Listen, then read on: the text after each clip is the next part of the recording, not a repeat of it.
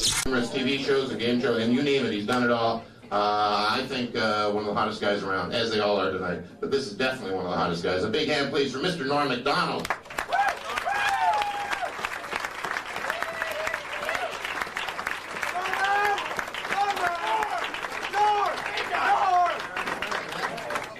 What are you yelling my name for? Norman! Shut the fuck up. Then we gotta do some thing here. Okay. No, that's very nice of you yelling my name. No problem, Norm. Okay, excellent. So, you ever get a lottery ticket, like buy a lottery ticket? Huh? You ever get one, somebody give you one as a present, like for Christmas or something like that? That's always a weird gift there, huh? I think that's the weirdest gift. Say, here you go. Nothing. That's for me and you. There's nothing at all there. Cardboard I'm giving you this year. Unless it wins, then, then it's good. But imagine if it wins, that'd be the worst, You gotta give a guy a ticket and then it wins. You don't want a guy to win, you want him to lose. Imagine you get a call from a guy like a week after Christmas, go, what's that, Bill? Yeah, I remember that ticket I gave you. 14 million bucks, huh? Well, Merry Christmas to you. Guess no chance of that ticket skyrocketed up. Okay. Fucked up the joke, because some weird things happening over here on my left. That's your right. I'm booting the guy out. That's your right. Excellent, kicking the guy out. I love seeing guys get kicked out while I'm doing my little camera thing.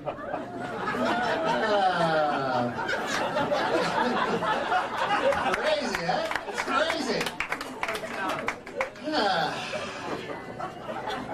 So, I guess my little lottery joke and the guy getting kicked out thing worked out pretty good. Exactly the way I planned it. Just what I was hoping for. So, I got some clothes there, I was going to buy some clothes for this little camera thing. This is what I ended up with. I got this green shirt. And you ever buy clothes at a store? Huh?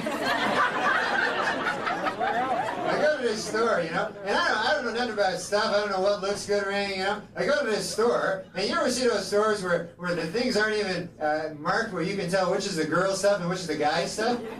Just all the same? You end up choosing something right out of your sex? Yeah, that's embarrassing. And you go, yeah, salesman, I'm interested in this here. And then the guy goes, what are you? It's a girdle. And you go, oh, wow. That was a hat. To me, that's a hat. And sometimes then you gotta go in, and you gotta try the clothes on in those little rooms, and then people can see you because the door doesn't fit you right, The door go like that on you, little rodeo doors they got in there. And then people see like your naked shoulders and naked shins and everything like that. People be shopping you, looking right in the eye, go, you're naked over there, huh? Yeah, a little bit.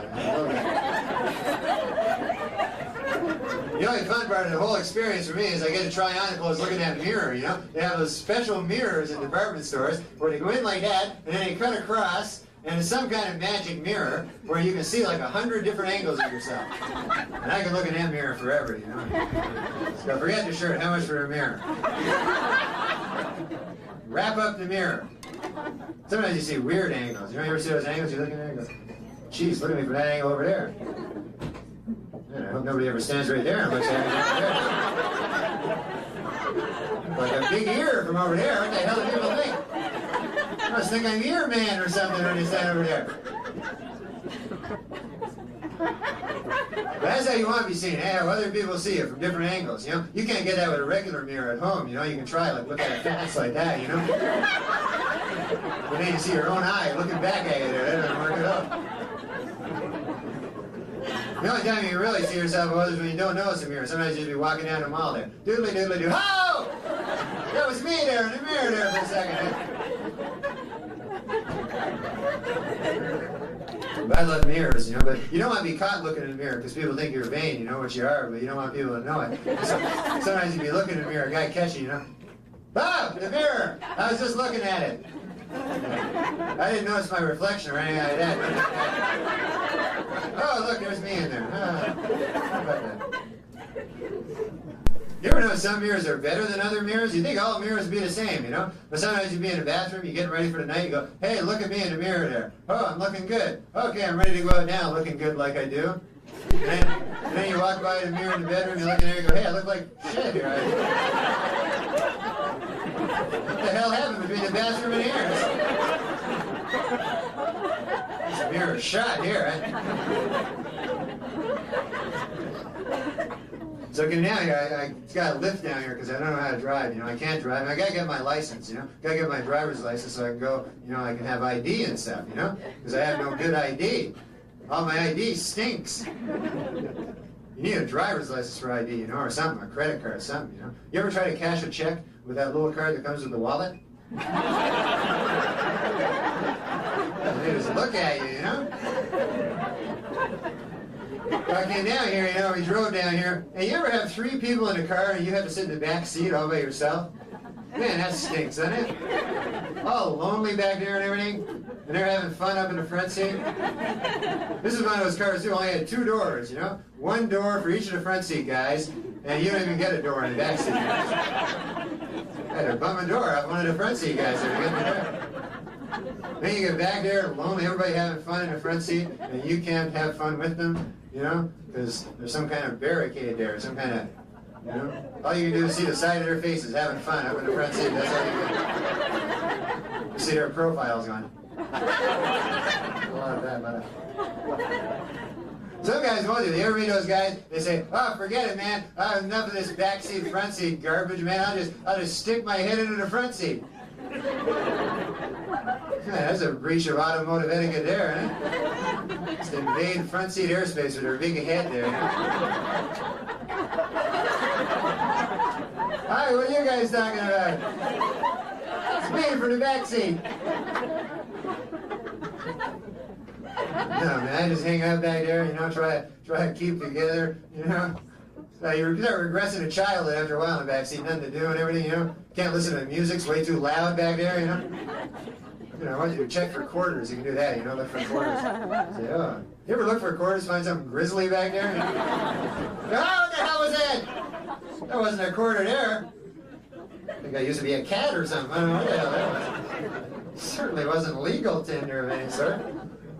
Maybe you can make a window, you know, on the little drawing on the window, you know, you go,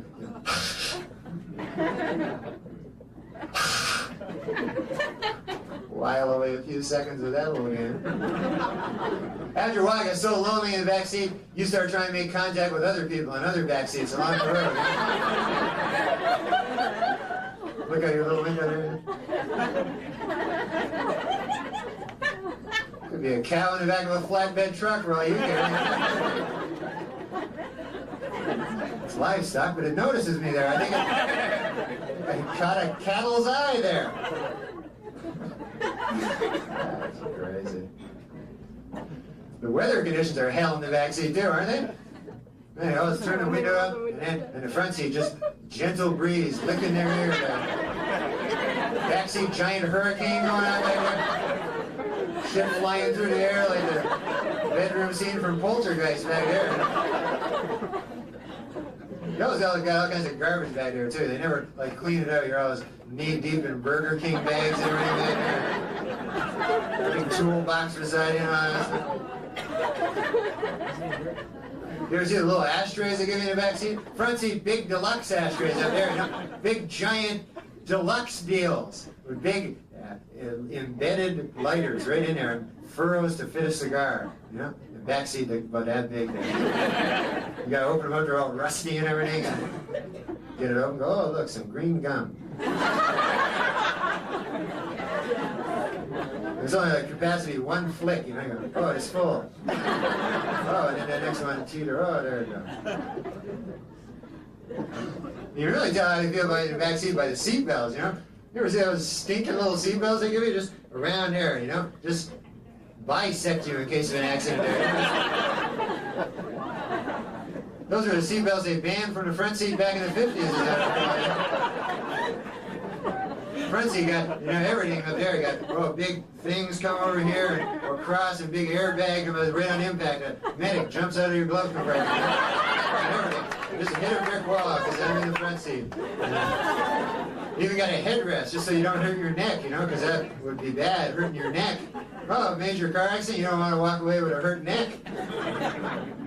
You'd be in the backseat, that headrest just be like a face smasher to you. Mocking you for the whole trip there.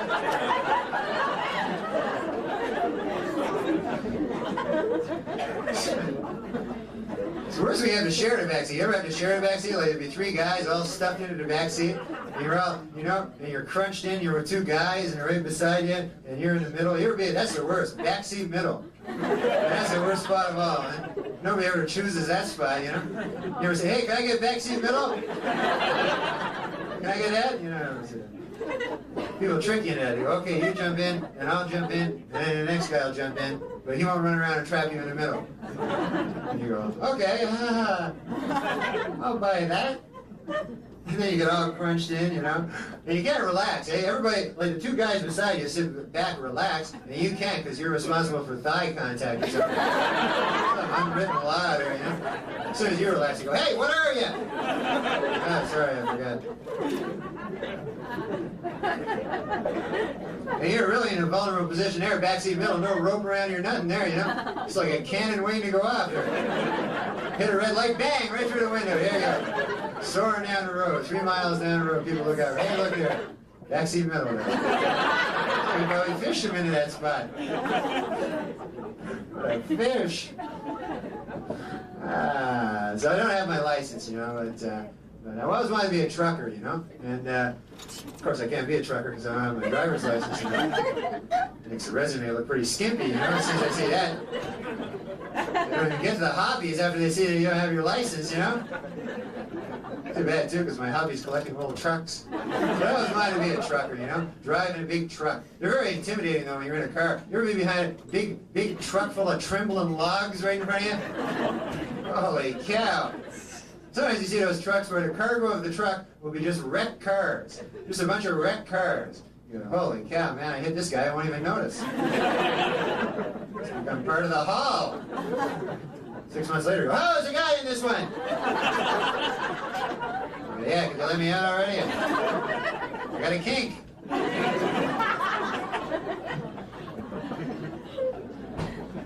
Yeah, a trucker, that'd be great, you know. When you're on the road, people say, "Hey, if you want to eat, follow the truckers, because they know the best restaurants." You know, and that's true to a certain extent. Like truckers know the best restaurants, but truckers' idea of a good restaurant is not great food. You know, truckers' idea of a good restaurant, big giant parking lot. Basically all they care about, you know. You have a big giant parking lot of your house. Trucks just show up there. You got anything to eat? But sometimes I go in there and just pretend to be a trucker, you know? I'll just walk into a truck stop, get out of the car, pretend to be a trucker, because they don't know, you know? And you can just pretend. Sometimes they'll buy it, sometimes they'll talk to you like a trucker. They'll go, "What are you hauling?" That's what they say, "What are you hauling?" And you gotta make something up, you gotta go, "Pig iron." "Ah!" "I'm going over there now." "Ah!" "I'm still a trucker though." "Ah!" Then you sit down and eat at their big tables. Everything big in a truck stop, eh? Big oak tables about that thick and big. Everything's big for a big trucker. Big. Forks about that big, you know? Spear giant spuds with them and eat them whole. They bring you coffee, don't even ask, you know, because they say, "Here's your coffee. You're a trucker, there's your coffee." You go, "Ah!" It's the greatest. And they bring you your little menus and you order your stuff there, you know. And they're always very simple, minimal kind of menus, eh? Right to the point, down to earth. Items on it be like egg, coffee. You never see 2 fluffy farm fresh eggs and light and hot pot of coffee. Fuck it, bring me an egg. I got no time for adjectives here. Hey, I'm a trucker here. Egg, all I want, egg.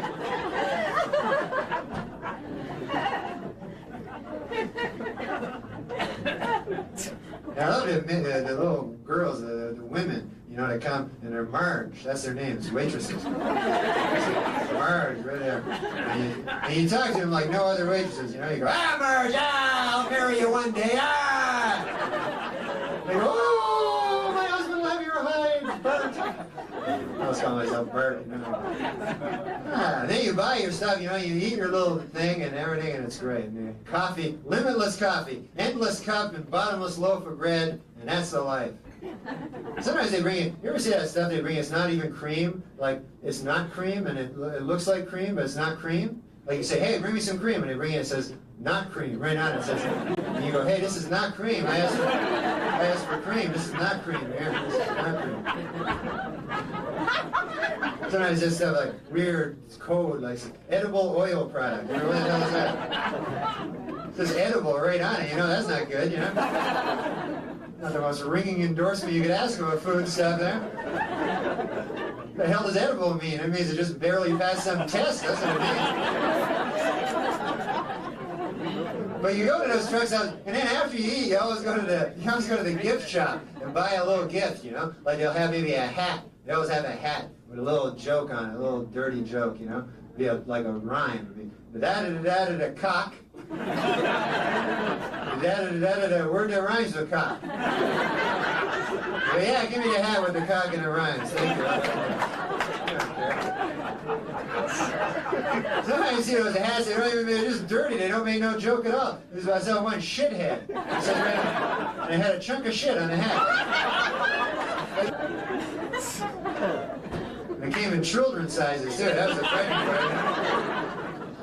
Oh, it's Billy's birthday around the corner, imagine his look of delight. So he has a shithead hat there. Actually, psychiatrists now say there's nothing better for a 7-year-old self-esteem than a piece of human waste on his head. I used to think it was a bad thing back in the dark ages of psychology. Thank God, we've come a long way since then. Wow, well, I forgot to do my little watch thing. I was putting on my little watch thing, and then the guy started screaming at me like a maniac, and I forgot to hit it. You know? Some guy with a well-thumbed copy of Catcher in the Rye in the front seat here. Okay, so you guys have been great, and thank you very much. Enjoy all the rest of the show.